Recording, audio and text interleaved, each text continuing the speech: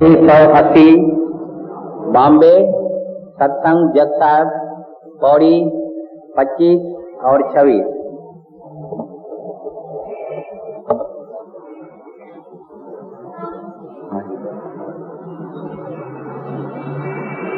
बहुता कर्म लिखा न जाए, वटा दाता तिल न कमाए।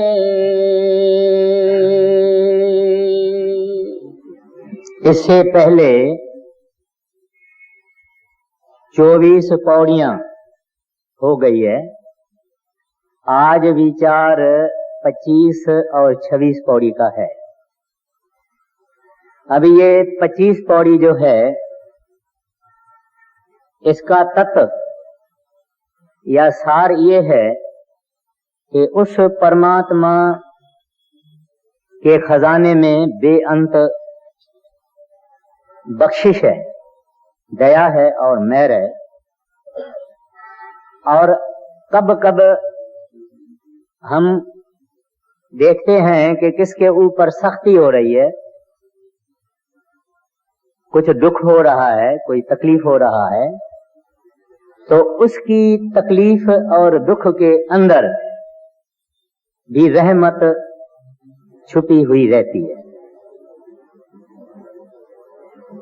ये है इस पौड़ी का सार। अब कहते हैं बहुता कर्म लिखा न जाए।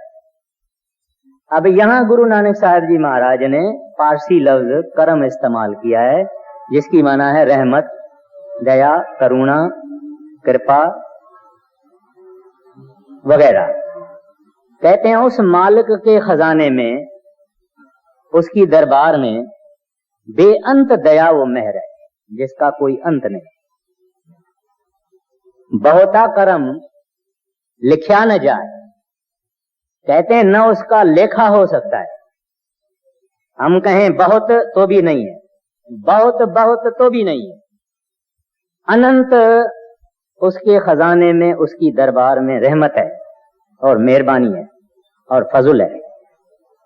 लिखा न जाए, कहते हैं यानी हम ये नहीं कह सकते हैं कि 10 करोड़ 20 करोड़ इतने बिलियन और ट्रिलियन मिलियन कुछ नहीं लिख सकते।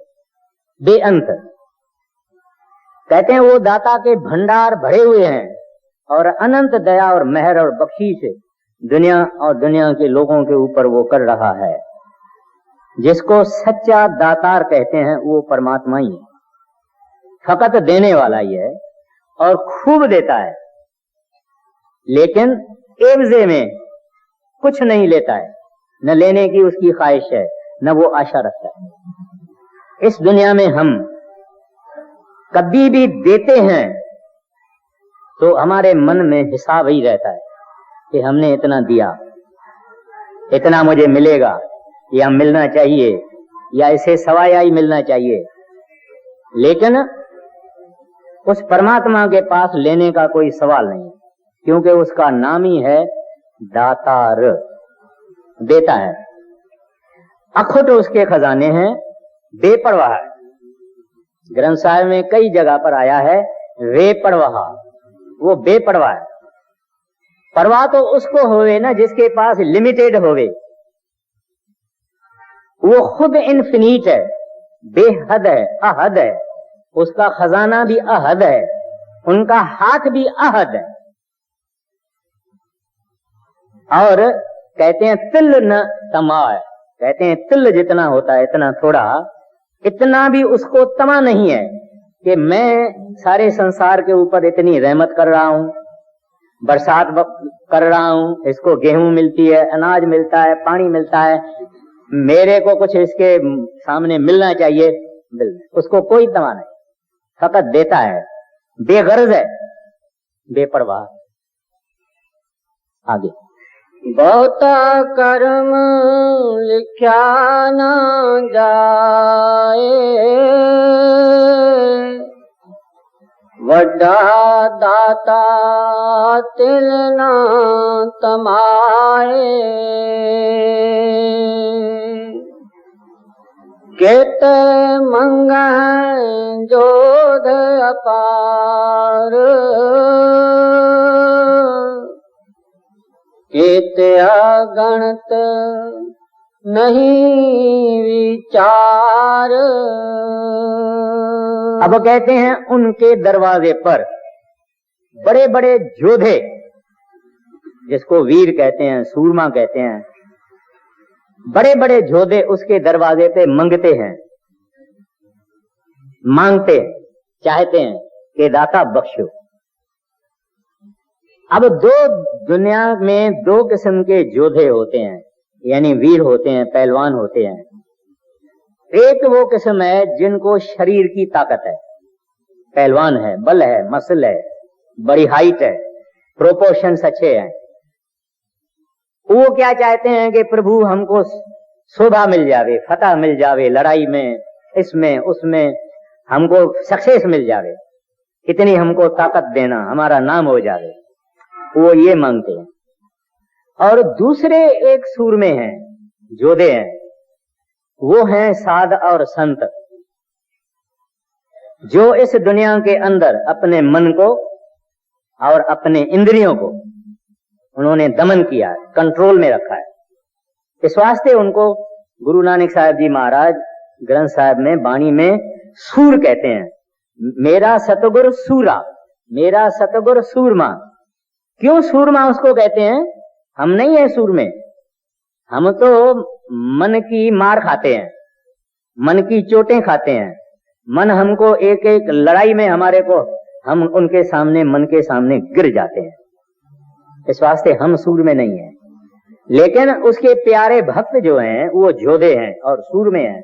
इस वास्ते सूर में हैं क्योंकि वो मन को हरा के बैठे हैं। मन उनका गुलाम है, मन उनका नौकर है। कोई इंद्री, कोई भोग की चाहना नहीं कर सकती, मीठा खट्टा चाह नहीं सकती। इंद्री भी उनके हाथ में, मन भी उनके हाथ में, उनका टोटल कंट्रोल है।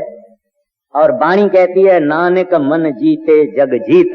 जिन्होंने मन जीता उन्होंने जगत को जीता। तो वो जो सूरवीर हैं वो सच्चे साध और संत हैं, जो मन से लड़ाई लड़के उनके ऊपर शोभा हासिल करके बैठे हुए हैं। ये भी उस वाहगुरु के दरवाजे के मंगते हैं। क्यों मंगते हैं? क्योंकि वाहगुरु उनको उनके जरिए हमारे जैसे लोगों को, मुतलाशियों को, सीकर्स को, जो कुछ वाहगुरु करता है डायरेक्टली कर नहीं सकता। ये एक सिफत है संतों की और ये एक कसर है परमात्मा की तरफ कि परमात्मा डायरेक्टली कुछ नहीं कर सकता। कुछ अगर करना चाहेगा तो किसी के हाथ से करेगा, और वो दया मेहर वगैरह जो करता है संतों और साधुओं के जरिए करता है। तो इस वास्ते कहते हैं कि केते मंगय जोध अपार, फिर कहते केतिया गणत नहीं विचार। फिर कहते हैं और किस्म के लोग हैं जिन्होंने शरण ली हुई है वाहगुरु की, जिनको हम कहते हैं कि ये समर्पण किया हुआ है, यानी उनका आसरा, उनकी टेक परमात्मा है। वो मांगते भी कुछ नहीं है। वो परमात्मा को नहीं कहते हैं कि हमको ये दो, कहते हैं जो तेरी मौज है, जो तेरी खुशी है, जिसमें तू राजी है उसमें हम राजी है।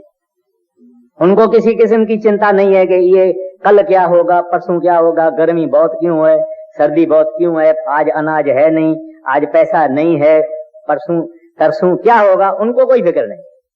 वो कोई एक किस्म की चिंता फिक्र नहीं करते हैं। वो कहते हैं वाह वाह वाहगुरु, जो तू कुछ करता है वो अच्छा ही करता है, और आपके हर एक बात में राज है। इस वास्ते उनको किसी किस्म की चिंता नहीं, न कुछ मांगते हैं, उसके भाने में, उसकी रजा में खुश रहते हैं, उसके हुक्म के अंदर खुश रहते हैं। आगे केत मंग जोध अपार, केत अगणत नहीं विचार,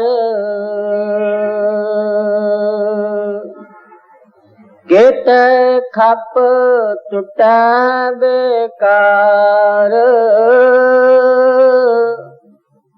केते लैल मुकर पाह,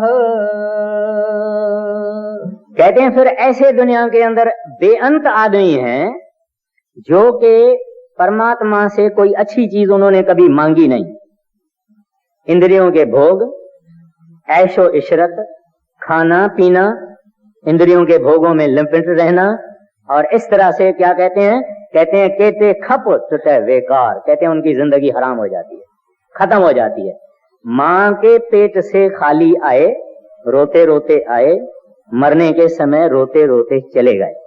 उनको कभी भी ख्याल भी नहीं आया कि हम परमात्मा से कोई चीज अच्छी मांगे, उनकी दया मांगे, उसकी बख्शिश मांगे, उसकी मेहर मांगे, कुछ सत्संग की तरफ हमारा ख्याल जावे, कुछ साधुओं की तरफ हमारा ख्याल जावे, ऐसा कभी उनको फिक्र में नहीं आया। और ऐसे आप भी लाखों देखेंगे, एक आधा नहीं। दुनिया का बड़े से बड़ा हिस्सा ऐसे लोगों का है जिन्होंने कभी भी परमात्मा की तरफ ख्याल नहीं दिया। तो कहते हैं ऐसे कहते हैं बहुत हैं, और ये खा पी के ऐश करके धंधे वगैरह करके खप गए, खत्म हो गए, नाश हो गए इंद्रियों के भोगों में। बस जिस दिन से जन्म हुआ, बड़े हुए, खाया पिया, भोगा, ये वगैरह ऐशो इशरत किया, खत्म। फिर फरमाते हैं कहते ले ले मुक्कर पाए, कहते हैं कुछ ऐसे लोग हैं हालांकि परमात्मा की रहमत से ही सब कुछ होता है। खाना पीना भी जो हम खाते हैं उसकी रहमत है, मैं आगे अर्ज करूंगा, लेकिन सब कुछ परमात्मा देता है। फिर भी वो लोग कहते हैं क्या किया है हमारे लिए भगवान ने, हमने अपनी मेहनत की है, हमने अपनी कमाई की है, जो कुछ पसीना हमने अपना पसीना बहा है, भगवान ने हमारे लिए क्या किया, परमात्मा ने हमारे लिए क्या किया है। एक दफे सरदार बहादुर जी के पास खेती करने वाले किसान और जमींदार गए, उनको कहा कि आप कहते हैं सब कुछ परमात्मा करता है, रब करता है, वो क्या करता है? हम खेती करते हैं, हम पानी देते हैं, हम मट्टी ये करते हैं, हम बीज डालते हैं, हम फसल करते हैं। तो सरदार बहादुर जी ने उसको कहा ये सब कुछ करते हुए भी अगर सूरज न निकले तो तुम्हारा कुछ भी नहीं होगा। और ये हकीकत है। सरदार बहादुर जी तो एग्रीकल्चर के बड़े स्पेशलिस्ट थे, माहिर थे, सिखाते थे कॉलेज में, लेकिन हम सब लोग, हमारा ऑब्जर्वेशन है, अगर सूरज नहीं निकले 7 दिन जब भी बरसातें होती है मानसून में, तो क्या हो जाता है, बुरा हाल हो जाता है, न कपड़ा सूखता है, एक एक चीज बिल्कुल ठंडी खुश्क, ठंडी नहीं पानी से भरी हुई, और मौत सी की हालत हो जाती है अगर धूप न निकले तो कुछ ऐसे लोग जरूर हैं जो कहते हैं कि मालिक हमारे लिए कुछ नहीं करता है, इसीलिए कहते हैं वो लोग बेशुक्र है, कृतघ्न है, थैंकलेस हैं। उनको कभी भी जो डोनर है, जो देने वाला है, उसकी कभी उनको याद आती नहीं। They have never at any time thought of the giver and the donor. कभी नहीं उन्होंने कभी ये चीज सोची। तो इस वास्ते कहते हैं खाते भी हैं, पीते भी हैं, सब कुछ उनको मिलता है, लेकिन ये मानने के लिए तैयार नहीं है, एक्नॉलेज करने के लिए तैयार नहीं है कि ए रब्बा, ए वाहगुरु, सब कुछ आपने बख्शा है, मानने के लिए तैयार नहीं। तो महाराज जी कहते हैं केते ले ले मुकर पाए, कहते हैं इनकार करते हैं कि कोई हमारे ऊपर भगवान की दया नहीं है। आगे केते ले ले मुकर पाए, केते मूर्ख खाही खाह। अब कहते हैं कितने ऐसे महामूर्ख हैं जिनका काम ही ये है कि खाना और सोना, खाओ पियो और सो जाओ, खाओ पियो और सो जाओ। आई मीन खाने के लिए इस संसार में आते हैं, दे लिव टू ईट, बस कहते हैं और क्या है। ऐसे भी आपको मिलेंगे, आपके ही तजुर्बे में आप देखेंगे कि कैसे ही ऐसे लोग हैं जिनको खाने पीने का शौक बड़ा है। कहते हैं आ जावे भाई मुगलाई, आ जावे भाई ये, आ जावे वो, आ जावे वो, बस खाने पीने की बात, यारों में बैठे, दोस्तों में बैठे, खाने पीने की बात है, खाने पीने की बड़ी उनके अंदर फ्लेयर है, ऐसी ऐसी चीजें, ऐसे ऐसे ताम, ऐसी ऐसी होटलें वगैरह।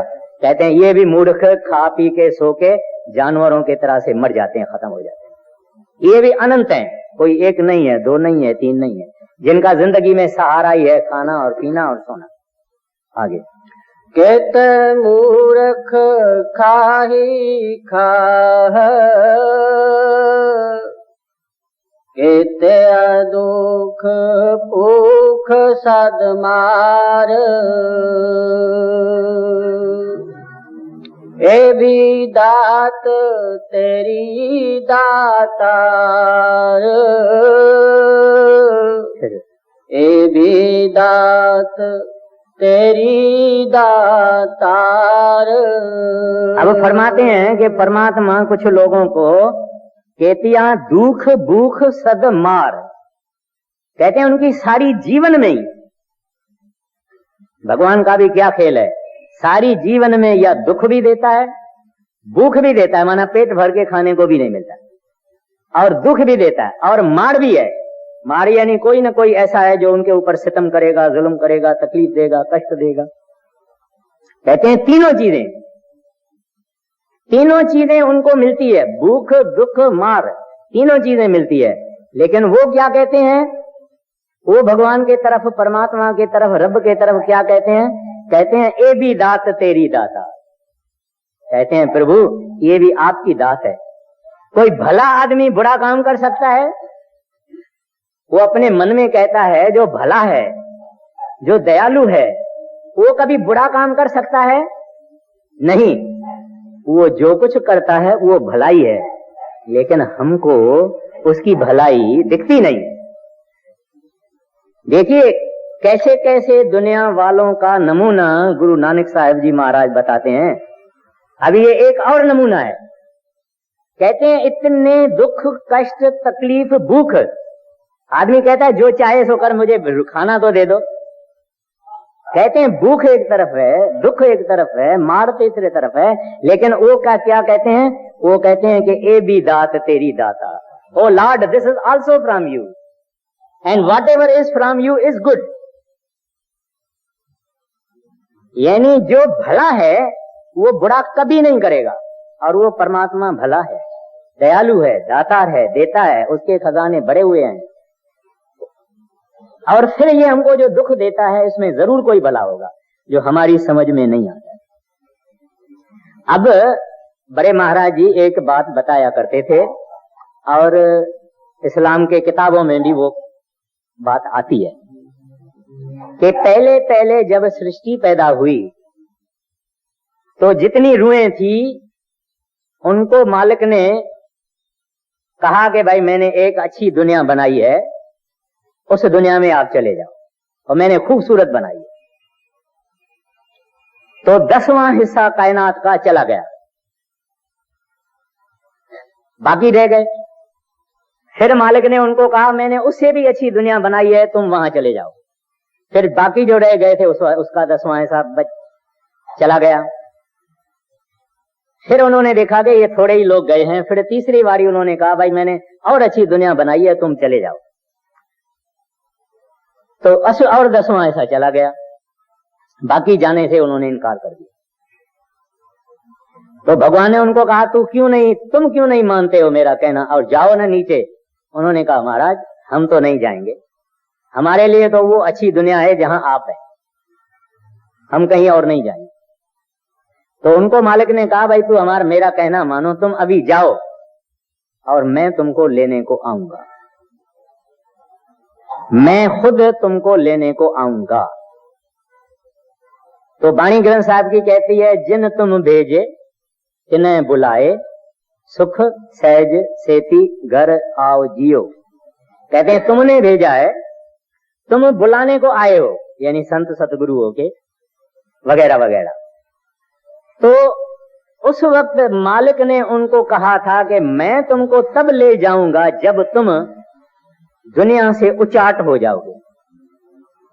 उचाट माना तुम्हारी दुनिया से जो लगन है वो टूट जाएगी। तो इस वास्ते संत कई लोगों के जीवन में दुख देते हैं ताकि ये दुनिया से उचाट हो जाए, दुनिया से इसका शौक, इनका चाह, इनकी लगन, इनका मोह, इनकी अटैचमेंट दुनिया से निकल जाए। और ये जो गरीबी है, वाणी कहती है दुख दारू सुख रोग भया, जा सुख तामु न होई। कहते हैं दुख दारू है, सुख रोग है। दुख दारू क्या है कि जब आदमी दुख में है तब वो परमात्मा को याद करता है, वाहगुरु को याद करता है, रब को याद करता है। जब हम सुख में हैं तो हम गलतान हैं, दुनिया के सुखों में हम मस्त हैं। हम नामधारी भी हैं जितने, हम अपने आप को देखें, सेल्फ ऑब्जर्वेशन करें कि हम दिन में सुबह को जब निकलते हैं, कोई दफ्तर चले जाता है, कोई दुकान चले जाता है, कोई और काम पर चले जाता है, सारे दिन में उस काम के दौरान में हम कितनी बारी अपने सतगुरु को याद करते हैं? कितना time, how many times in a day हम वागुरु को याद करते हैं। मगर जब तकलीफ आ जाती है, अगर हम किश्ती में जावे, एलिफेंटा हम जावे अगर किश्ती में, और तूफान आ जावे और हमारी किश्ती अगर इस तरह से डोले, उस वक्त कहते हैं, है दाता, है वागुरु, है प्रभु, है दयालु, सिमरन चालू हो जाता है। तो फिर हमारे तो फिर वही हाल हो जाते हैं। एक दफा हमारी छूट गई, तकलीफ निकल गई और हम सेफ आगे पहुंच गए, फिर हमारी वो हालत है, फिर दुनिया याद, वागुरु याद नहीं है। तो इस वास्ते कहते हैं कि दुख अच्छा है, क्योंकि दुख में वो रब तो याद आता है, वागुरु तो याद आता है। कहते हैं दुख दारू सुख रोग भया, क्योंकि सुख में उसकी फॉरगेटफुलनेस है, परमात्मा को हम भूल जाते हैं। जा सुख ताम न होई, कहते हैं वो सुख किस काम का जिसके अंदर मेरे हृदय के अंदर तमा नहीं होवे वागुरु के दर्शन की, प्रभु के दर्शन की, रब से मिलने की तमा न होवे। कहते हैं वो सुख मेरे काम का नहीं। पांडवों की माता का नाम कुंती था, कृष्ण भक्तन थी। कृष्ण महाराज उसे बहुत खुश हुआ और उसको कहता है, कुंती तुमने मेरी बड़ी सेवा की है और भक्ति की है, मांग तू क्या मांगती है? कहते हैं महाराज आप सुनना चाहते हो कि मैं क्या मांगती हूं? कहते हैं हाँ, इसलिए तो तुमको कहता हूं। कहते हैं मुझे नरकों में डाल दो। कहते ऐसा तो मैंने कोई भक्त नहीं सुना जो अपने गुरु से नरक मांगे, दोजख मांगे। तो महाराज कृष्ण उसको कहता है क्यों? कहते हैं इस वास्ते कि आप सदा याद रहेंगे। जब मैं नरकों के दुखों में पड़ी रहूंगी, नरकों की आग में जलती रहूंगी, गंध में वहां रहूंगी, उस वक्त आपकी याद मेरे हृदय में कायम रहेगी। इस वास्ते मुझे नरकों में डाल दे। देखिए भक्त, देखिए वागुरु का भक्त क्या चाहता है? कहता कुछ भी करो मगर सबना जिया का एको दाता, सो मैं विसर न जाई। कहते हैं प्रभु तू आप मुझे नहीं विसरना, सब विसर जावे, सारा संसार विसर जावे, माँ बाप विसर जावे, यार दोस्त विसर जावे, सारी दुनिया विसर न जावे, विसर जावे, मगर आप नहीं भूलना, आप मेरे हृदय में सदा रहना। कांस्टेंट रिमेम्बरेंस आपकी होवे मेरे हृदय में। एक अखिन जे विसरै तू स्वामी, तो जान्यो बरस 50। अभी ये जब गरीबी आती है, जब ऐसा दुख आता है, कष्ट आता है, तब हमारे अंदर से अहम निकल जाता है, हमें निकल जाती है, ईगो निकल जाता है, मैं निकल जाती है। उस वक्त में ये आदमी खाली होना शुरू होता है, खाली होना शुरू होता है। और जब इसके हृदय की कुर्सी खाली हो गई, कुर्सी हृदय की जब खाली भी हो गई और साफ भी हो गई, दुख में ही सफाई होती है, दुख में निर्मलता होती है, दुख में आदमी स्वच्छ होता है, निर्मल होता है। जब कुर्सी हृदय की हमारी साफ भी हो गई और खाली भी हो गई, जैसे तुलसी साहब जी महाराज कहते हैं, दिल का हुजरा साफ कर जाना के आने के लिए, ध्यान गैरों का उठा उसको बिठाने के लिए। जब कुर्सी साफ होवे और खाली होवे तो वैक्यूम हो जाती है, अभी मालिक बाहर रह नहीं सकता। ये एक खूबी है दुनिया में, अगर कहाँ वैक्यूम होगी तो वहां हवा जाएगी, मगर जिस हृदय के अंदर वैक्यूम होगी, माना और कोई नहीं बैठा हुआ होगा, कोई शौक नहीं होगा, कोई चाह नहीं होगा, कोई मोह नहीं होगा, तो स्पिरिचुअल लॉज के अनुसार उसमें परमात्मा अंदर बैठ जाएगा। वो कहता है कुर्सी खाली होवे तो मैं बैठूं। तो इस वास्ते संत जन या ये लोग जिनको भूख भी है, जिनको दुख भी है, जिनको मार भी है, वो कहते हैं ए भी दात तेरी दाता। कहते हैं दातार ये आपने दुख दिया, ये भी आपकी दात है, इट इज योर गिफ्ट। अगर इस तरह से परमात्मा लोगों को तकलीफ देके, जो खास खास जीव हैं उनको निकाल के ले जावे तो वो दुख और तकलीफ जो है वो तोहफा है, वो गिफ्ट है, वो उसकी स्पेशल रहमत है जिससे ये निकल गया। थोड़ा सा तकलीफ इसने देखी, कष्ट देखा। जैसे माँ बच्चे को जब जन्म देती है तो लेबर पेन्स के थ्रू उसको जाना पड़ता है, तकलीफ भोगनी पड़ती है। सरदार बहादुर जी महाराज कहते थे नो पेन नो गेन, मगर वो तकलीफ के बाद खुशी है और सुख है। इस तरह से वो जीव जो कहते हैं ये भी दात तेरी दातार, ए दातार वाह वाह वाह, ये जो आप हमें दुख दे रहे हैं इसमें भी कोई रहमत होगी, तुम्हारा कोई राज होगा, तुम्हारी कोई डिजाइन होगी, हम नहीं जानते हैं, लेकिन भले से बुरा कभी नहीं होता है और आपके पास भला ही भला है, दया ही दया है, रहमत ही रहमत है। आप इतने कठोर नहीं है, इस वास्ते आपका जो दुख है ये भी हमारे लिए दात है, तोहफा है और गिफ्ट है। हाँ, ये भी दात तेरी दातार, ये भी दात तेरी दातार, बंद खलासी पाण होए, और आँख ना सकता कोई। कहते हैं हर एक इंसान को बंधन है, शरीर भी बंधन है। मुक्ति किसको कहते हैं? मुक्ति ये नहीं है कि स्वर्गों में जाना या क्या, जितने बंधन है ये हट जावे मुक्ति है। एक आदमी अगर रस्से से भी बंधा हुआ है, जंजीर से भी बंधा हुआ है, सूतली से भी बंधा हुआ है, सोने की जंजीर से भी बंधा हुआ है, ऐसे 5 किस्म के जंजीरों से बांधा हुआ है। मुक्ति किसको कहते हैं? इसके 5 ही जंजीर निकल जाते। सोने का जंजीर भी इसको लगा हुआ है तो भी मुक्ति नहीं। तो हमारा शरीर जो है ये भी बंधन है, अंदर सूक्ष्म शरीर भी बंधन है, मन भी बंधन है, उसके बाद में हमारा कारण शरीर भी बंधन है। जब आत्मा बिल्कुल प्योर साफ हो जावे तो सब बंधन हट गए। तो अब गुरु नानक साहब जी महाराज सिद्धों को कहते हैं कि बंद खलासी भाने होए। कहते हैं ये भी मालिक की जब खुशी होवे, मेहर होवे, दया होवे, मालिक की मर्जी होवे कि इसका बंद खलास कर दें, इसको आजाद कर दें, तो उसके बंधन कट जाते हैं। हमारे मर्जी से नहीं करते हैं, उसके हुक्म से, उसके मर्जी से, उसकी रजा से, वो चाहे तब, वो खुश होवे तब। तो कहते हैं बंद खलासी भाणे होए। भाना पंजाबी लफ्ज है, जिस जो भावे यानी जो उसको खुश, जो चीज उसको खुश रखे, राजी रखे, पसंद आवे, कहते हैं तब इसकी मुक्ति होती है, बंद खलास होते हैं। फिर आगे कहते हैं और आत्मा सतह को है। कहते हैं भगवान के प्रभु के सामने, वागुरु के सामने किसी की सिफारिश नहीं चलती है कि हे प्रभु इसके बंधन मुक्त करो इसको। कोई सिफारिश नहीं, कोई जोरबार नहीं, कोई रिकमेंडेशन नहीं, कुछ नहीं करती। बड़े महाराज जी फरमाया करते थे, सुनो, जो बाहर का गुरु होता है ना, वो लिहाज रखता है, वो लिहाज रखता है कि ये फलाना है, ये कमेटी का मेंबर है, ये है, वो है, बड़ा आदमी है दुनिया में, बाहर से लिहाज रखेगा, इज्जत भी देगा, सब कुछ करेगा। मगर जो अंदर शब्द स्वरूपी, नाम स्वरूपी गुरु है, उसके पास लिहाज नहीं होता। उनके डिवाइन लॉज अपने, उनके अनुसार चलता है और वहां अंदर किसी का बड़ाई या छोटे का कोई सवाल नहीं। जो भक्त होवे वो भक्त है। अब कुछ टाइम था पहले, डेरे में एक प्रतापा करके एक भंगी यानी मैतर था, प्रतापा उसका नाम था। तो बड़े महाराज जी सत्संग फरमा रहे थे और वो प्रतापा पीछे बैठा हुआ था।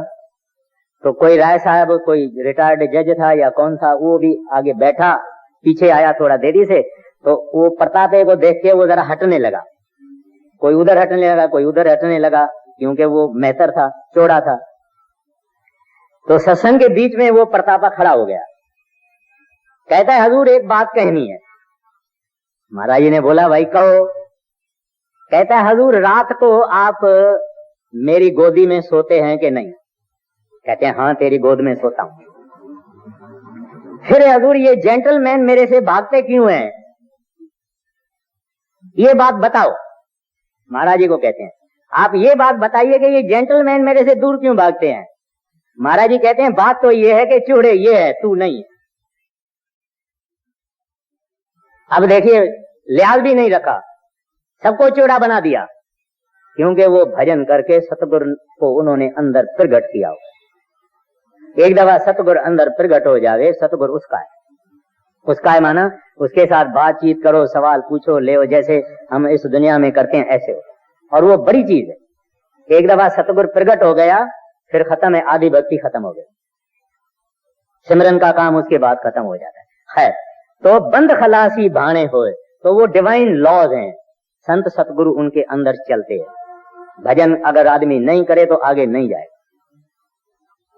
इस वास्ते आगे कहते हैं, होर आक न सके को, नो रिकमेंडेशन, नो सिफारिश। हजूर दया करो, इसके ऊपर कुछ करो, दया करो, ऐसे करो, ये कमजोर है, ये दुबला है, ये पतला है, ये कुछ नहीं चले। आगे, बंद खलासी पाण होए, और आख ना सकै कोए, जेको खायक आखण पाए, ओह जान जेत्या मोह खाए।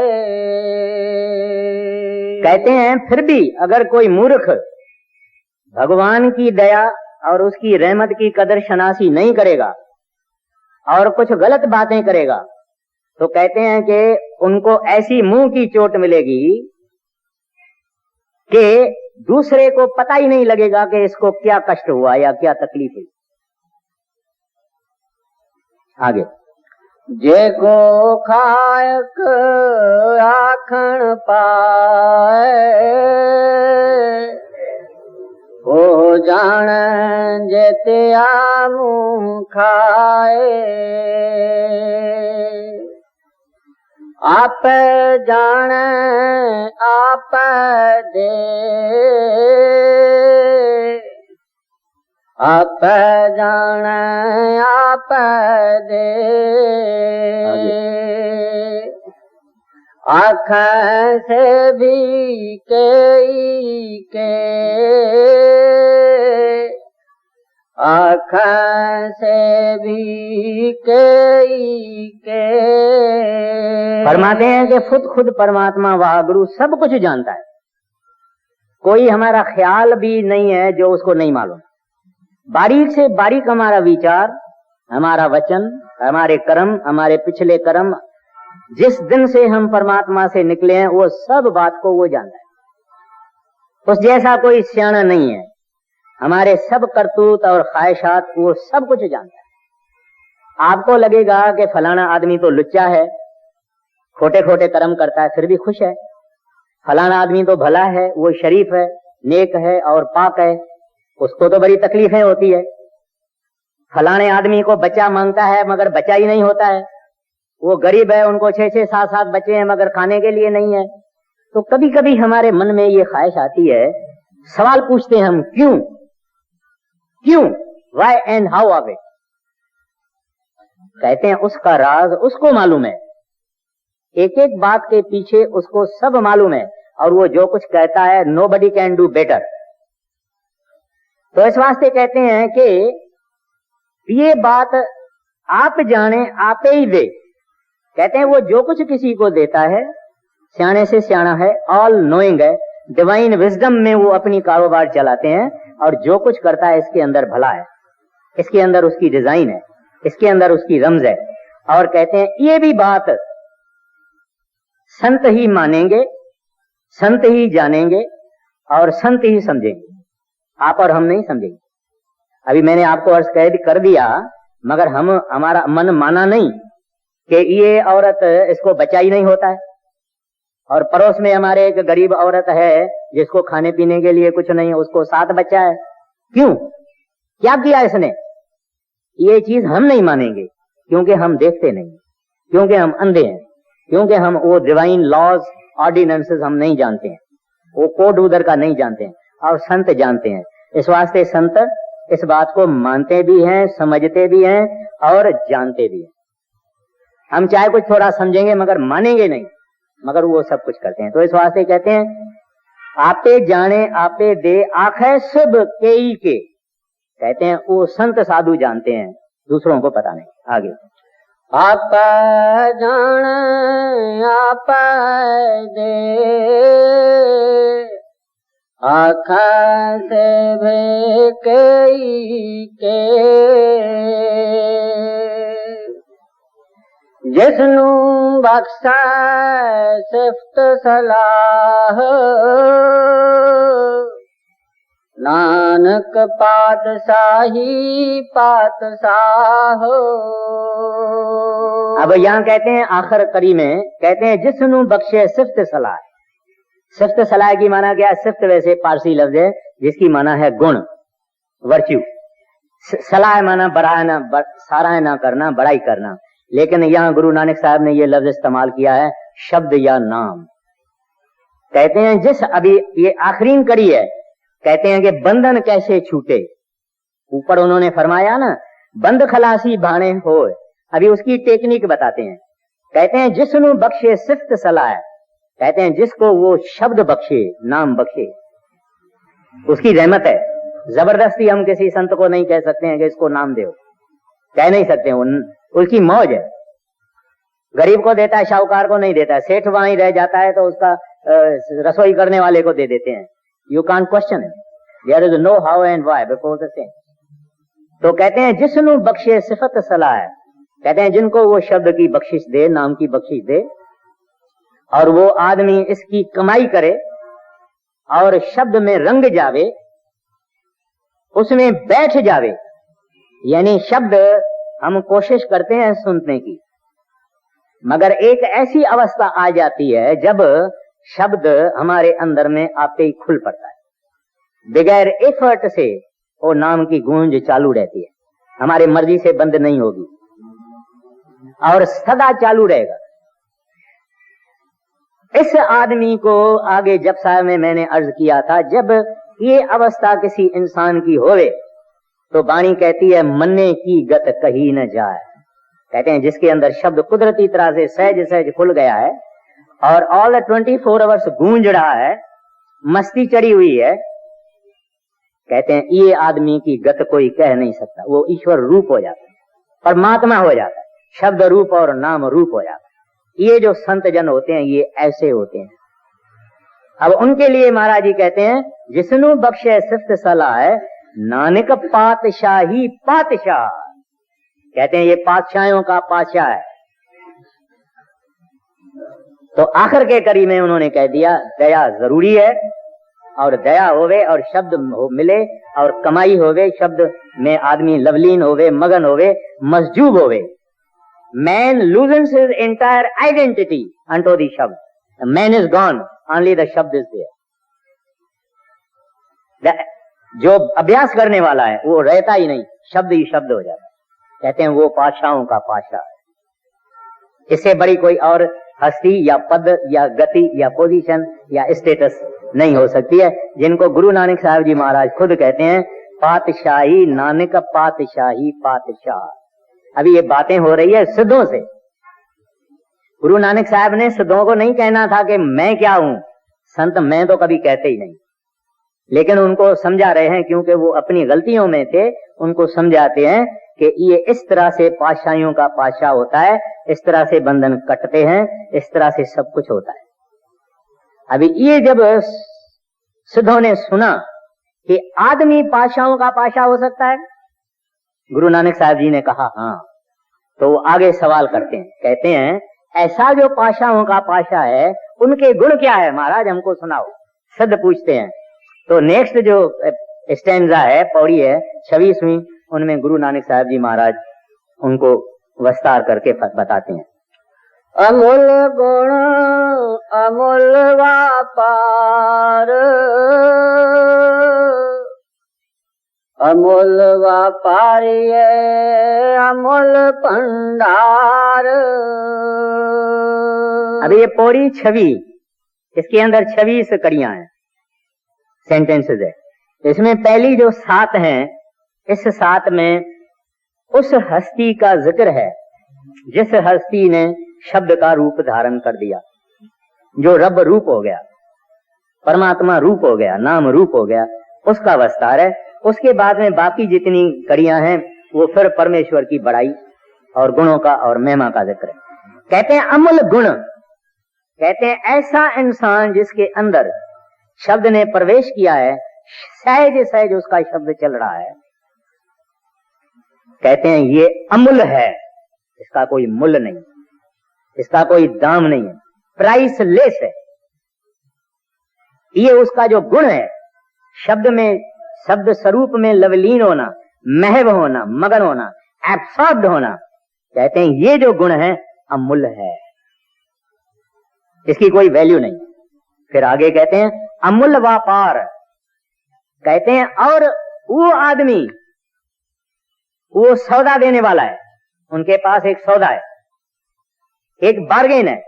हम इस संसार में उस सौदे के लिए आते हैं, इस वास्ते नहीं आते हैं कि 4-5 बच्चों को जन्म दे दिया, कोई सोना चांदी इकट्ठा कर दिया, कोई दुनिया में थोड़ा नाम और मान शान इकट्ठा कर दिया, फिर मर के चले गए। इसके लिए हम नहीं आए हैं, इस सौदे करने के लिए आए हैं। कहते हैं ये सौदा उसके पास है, वो सौदा भी कहते हैं अमूल्य है, अमूल्य व्यापार। कहते हैं वो संत जन, शब्द स्वरूपी, शब्द अभ्यासी, कहते हैं इनके पास सौदा है और वो सौदा भी अमूल्य है, प्राइसलेस है, और दुनिया के अक्षरों में उसकी कोई वैल्यू नहीं, वैल्यूलेस है, इनवैल्यूएबल है। आगे अमूल गुण अमूल व्यापार, अमूल व्यापारी अमूल भंडार। कहते हैं ये सौदा देने वाले संत जन है, शब्द स्वरूपी, शब्द अभ्यासी संत, ये सौदा देने वाले हैं। ये सौदा वहां से मिलता है और किसी जगह से नहीं मिलता। लेकिन ग्रंथ साहब की वाणी कहती है ये व्यापार विरला व्यापारी, कहते हैं कोई विरला है जिसको ये सौदा चाहिए। पलटू साहब जी महाराज कहते हैं नाम नाम सब कहता है, नाम न पावे को। क्यों नहीं नाम लेते हैं? कहते हैं क्योंकि ये जहर है। कहते हैं ये मीठा मीठा माल खाता है आदमी, नाम कैसे कमाएगा? क्योंकि नाम जहर है। जहर है माना करवा है। अपने आप को भजन में ऐसे बैठना, पसीना गिर रहा है, गर्दन सीधी करके पत्थर के तरह से होना, ख्यालों को एक जगह टिकाना, कहते हैं ये जहर है। ये आदमी सीरा मालपुड़ा और ये खाने वाला, इनके लिए सब काम आसान है, मगर इस तरह से अपने आप को खुश्क करके एक जगह बैठ के रखना, फिर मन को भी एक जगह टिकाना, कहते हैं ये बहुत औखा है। इस वास्ते कहते हैं ये व्यापार विरला व्यापार। कहते हैं इस सौदे का मांगने वाला भी कोई विरला विरला है जो तैयार होवे इस बात के लिए कि बैठ के और सूरत को ऊपर चढ़ाना है। नहीं तो 5 मिनट 10 मिनट जब शिकायत लोग कहते हैं गोडों में बहुत दर्द होता है, महाराज जी उससे आगे हम नहीं जाते हैं। भाई भजन कितना करते हैं? कहते हैं 15-20 मिनट कर सकते हैं। 15-20 मिनट से ये सचखंड जाएगा। सचखंड तो हम अपने भजन से कभी नहीं जाएंगे। जाएंगे तो गुरु की दया से जाएंगे, लेकिन गुरु इसमें राजी होता है कि हम भजन करें। गुरु कहता है भजन करो, हमको वो हुक्म मानना है, क्योंकि गुरु का खुश होना है भारी। वो मौज करे तो भजन की कोई जरूरत नहीं, मगर वो कहता है करो करो खत्म। एक अमेरिकन सत्संगी मुझे मिला, दूसरा उसके साथ बात कर रहा था, वो मेरा ही वाकिफ था, वो सत्संगी नहीं था। तो अमेरिकन से पूछा उसने कि तुम वेजिटेरियन कैसे हो? तो वो जवाब क्या देता है? क्योंकि मेरा गुरु कहता है कि वेजिटेरियन हो जाओ। बस उसने इकोनॉमिक ग्राउंड पे बात नहीं किया, रिलीजियस ग्राउंड पे बात नहीं किया, हेल्थ ग्राउंड की बात नहीं की, किसी ग्राउंड पर नहीं बात कहा। कहता मेरा गुरु ने कहा करो करो खत्म। ऐसा सिख होना चाहिए। गुरु कहता है भजन करो करो खत्म, कोई सवाल ही नहीं है पूछने का। उनको खुश करना है, सचखंड ले जावे नहीं जावे उसकी मर्जी है। That is not our business, that is not our lookout.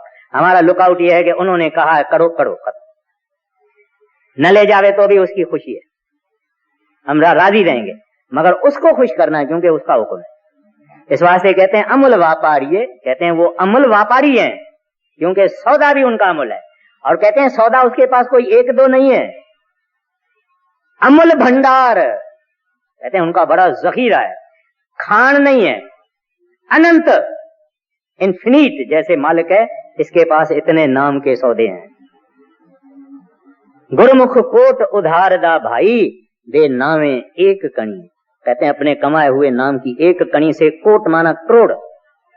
अभी सर बाबा जी ने नाम दिया है, स्वामी जी महाराज ने नाम दिया है, बड़े महाराज जी ने नाम दिया है, सरदार बहादुर जी ने नाम दिया, मौजूद है महाराज जी नाम दे रहे हैं धड़ाधड़, लेकिन अभी करोड़ बरोड़ नहीं हुआ है।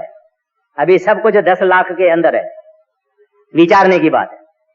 मगर महाराज जी कहते हैं गुरुमुख कोट उधार दा भाई दे नामे एक कणी, 1 करोड़ आदमियों को अपने कमाए हुए नाम की एक कणी से वो कोट आदमियों को उधार सकता है। ये उस गुरुमुख की बात है। कहते हैं वो अमूल है, अमूल्य भंडार, कहते हैं उसका भंडार भी अमूल है। हाँ जी, आगे। अमूल आवे अमूल ले जाए, अमूल पाए अमूला समा है। कहते हैं जो उनके पास आवे है, यानी एक आदमी जैसे हम जाते हैं सूट सिलाई करवाना है तो ड्रेपर के पास जाएंगे, दुकान के पास जाएंगे, जिसके पास कपड़ा भी होगा, दर्जी भी होगा। हीरे चाहिए, जवाहरा चाहिए तो जवेरी के बाजार में जाएंगे, लकड़ चाहिए तो लकड़ी के बाजार में, बिल्डिंग मटेरियल के बाजार में जाएंगे। कहते हैं लेकिन जो इनके पास आवे, गुरुमुखों के पास आवे, संतों के पास आवे, कहते हैं अमूल है। ये आदमी कोई दुनिया का, संसार का सामान नहीं चाहता है, ये नाम चाहता है, शब्द चाहता है। कहते हैं ये आदमी भी अमूल है,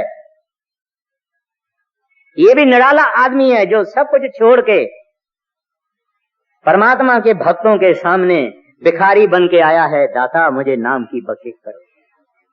कहते हैं ये भी अमूल है। अमूल अमूल आवे अमूल ले जावे, कहते हैं वो भी अमूल है। कहते हैं वो भी मुबारक है वो आदमी जिनको संतों ने नाम की बख्शिश की है और शब्द दिया है। अभी पता नहीं लगेगा, अभी तो चेक हमको जो सतगुरु ने दी है वो चेक हम बैंक तक ही नहीं ले जा सकते हैं, तो कागज का कागज है। बैंक इधर है, चेक हमारे जेब में है, यहां से हम यहां नहीं जा पाते हैं, तो वो चेक चेक ही रहेगी, कागज का कागज ही रहेगा जब तक यहां जाके उसको कैश न कराए।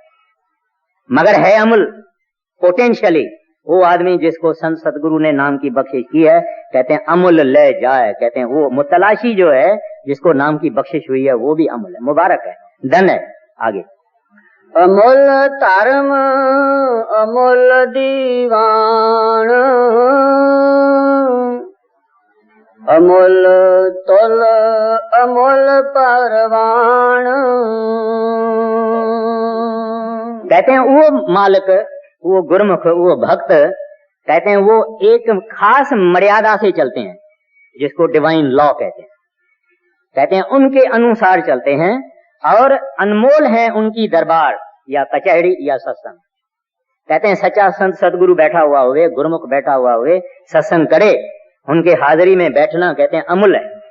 वो मौका भी नायाब है, क्योंकि संतों का क्या पता है, कभी संत कहां प्रकट होते हैं, कभी कहां प्रकट होते हैं, कभी कहां प्रकट होते हैं। और उनकी हाजिरी से, उनकी हस्ती से एक किस्म के किरण निकलते हैं, रेडिएशन निकलती है, जो हमारे करोड़ों युगों के इकट्ठे किए हुए जो पाप हैं उनको आहिस्ता आहिस्ता नाश करते जाते हैं। वो रेडिएशन कहते हैं वो अमूल्य है। उनके सत्संग में बैठना, उनका दर्शन करना, वो उनकी कचहरी या दरबार या सत्संग, कहते हैं वो अमूल्य है। जब आदमी संतों के सामने बैठा हुआ हो, श्रद्धा से और प्रेम से और रिसेप्टिव मूड में जब बैठा हुआ वो बोले, ये नादर नायाब अमूल्य मौका है। हाँ जी। फिर अमूल्य तुल अमूल्य परवान, कहते हैं उनका वो क्यों कई काम क्यों करते हैं। कहते हैं उनकी मेयर और उनकी वेट यानी वजन और नाप, वो कहते हैं अमूल्य है, इंसान के समझ में नहीं आई। एक दफे का जिक्र है, गुरु अर्जन साहब के जमाने में एक साधु था, उनका नाम था भाई सुथरा। तो गुरु अर्जन साहब जी ने एक दफे कहा, भाई आज भाई सुथरा जो है कमाई वाला था बहुत, आज भाई सुथरा प्रसाद बांटेगा। भाई सुथरे को प्रसाद दिया गया। भाई सुथरे ने क्या किया कि जल्दी जल्दी में किसको ज्यादा दिया, किसको थोड़ा दिया और जल्दी प्रसाद खत्म कर दिया, बाकी बहुत संगत रह गई। तो लोग उठे और महाराज जी को कहते हैं, हजूर सच्चे पाशाह, आपने भाई सुथरे को कहा प्रसाद देके, उसने तो जल्दी खत्म कर दिया। तो गुरु अर्जन साहब जी पूछता है, भाई सुथरा ये तुमने क्या किया? कहते हैं मैंने महाराज जो आप करते हैं वो मैंने किया है, आप किसको एक सरीखा देते हैं? आप कभी एक सरीका देते हैं सारी दुनिया को, किसको ज्यादा देते हैं, किसको कम देते हैं। मैंने भी वही काम किया। अब यहां कहते हैं अमूल तुल, माना ताराजी यानी स्केल, कहते हैं वो उसका निराला है। और अमूल परवान कहते हैं जो वट होते हैं, यानी वजन करने के, तोला, मासा, आधा छटांक वगैरह, ग्राम वगैरह वगैरह जो होते हैं, कहते हैं ये इनके बेहिसाब है, अपने समझ में नहीं आता। ये आदमी ने अभी 1 बरस हुआ है, नाम लिया है, उसकी सूरत चली जाती है, शरीर भी छोड़ जाता है। एक को 40 बरस हुआ है, उसकी सूरत नहीं चलती है। ये क्यों होता है, क्यों नहीं होता, वो कभी बाद में मैं अर्ज करूंगा। ये मत समझना कि परमात्मा के दरगाह में न्याय नहीं है या क्या, ये कसर हमारे अंदर है। क्यों? वो जब बरखा करता है तो कोई आदमी इतना हाथ पकड़ता है, कोई इतना हाथ पकड़ता है, कोई रुमाल पकड़ता है, कोई पूरा इस तरह से थाल पकड़ लेता है बड़ा इतना, और कोई उल्टा थाल रख देता है, कोई मटका उल्टा रख देता है, गिलास उल्टा रख देता है। उसमें बरखा करने वाले का क्या दोष है? अब सत्संग हम सुन रहे हैं तो कई लोगों का मन किधर भागता जाता होगा, कभी किस किधर भागता जाता होगा, किनका मन पूरा लगा हुआ है। तो इस तरह से जब मालिक बरखा करता है, हम सब, हमारी रिसेप्टिविटी एक जैसी नहीं है, हमारी एटीट्यूड ऑफ माइंड एक जैसी नहीं है। इस वास्ते किसको थोड़ा मिलता है, किसको ज्यादा मिलता है। तो इस वास्ते कहते हैं उनका वजन करना भी निराला है, उसके माप करने का भी रंग निराला है, सब कुछ उनका निराला है। आगे अमोल बख्शीश अमोल निशान, अमोल कर्म अमोल फरमान। कहते हैं अनमोल उनकी दया है और अनमोल उसका उपदेश है। आगे अमूल्यो अमूल आख्या न जाए, आख आख रह लेवलाए। अब कहते हैं वो गुरुमुख जन, संत जन जो खुद अमूल हैं, वो भी वो अमूल परमात्मा,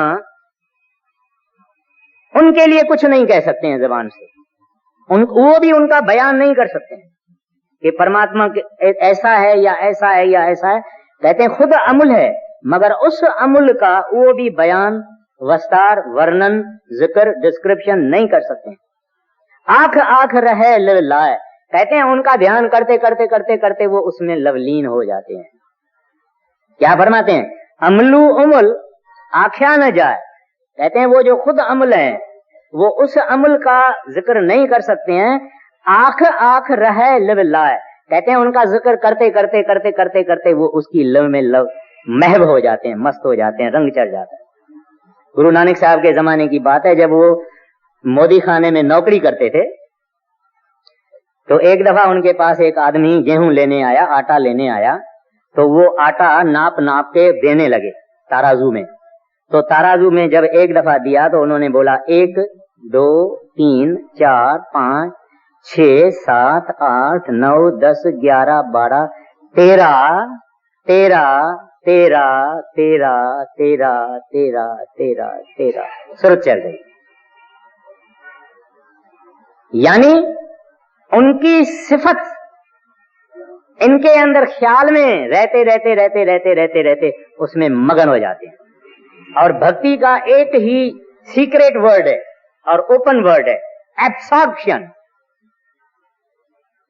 एब्सॉर्प्शन माना मगन हो जाना, अपनी आइडेंटिटी लूज कर देना।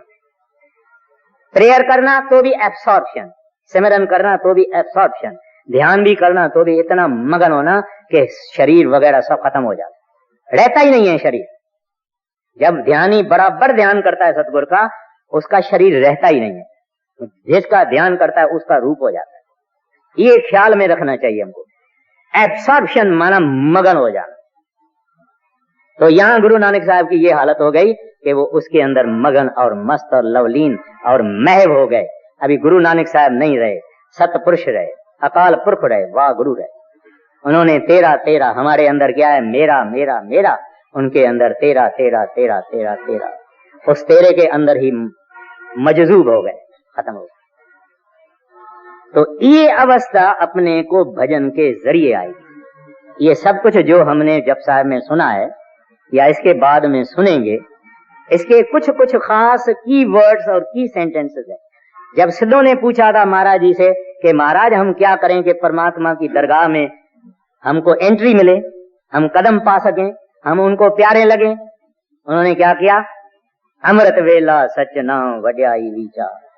कहते अमृत वेला उठो, सवेल उठो, उस सच्चे नाम का जप करो, वो जो सच्चे से सच्चा है उसका हम रूप हो जाएंगे। तो कीवर्ड हमारा यहाँ है जप या सिमरन। तो अभी टाइम समाप्त हो गया है, फिर नेक्स्ट वीक में लिया जाएगा। तो इस बात पर यहां से ही मैं अर्ज करूंगा, इस बात पर हम पहुंचे हैं कि वो संत जो खुद अमल है, वो भी उस अमूल परमात्मा का विस्तार नहीं कर सकते हैं, वर्णन नहीं कर सकते हैं।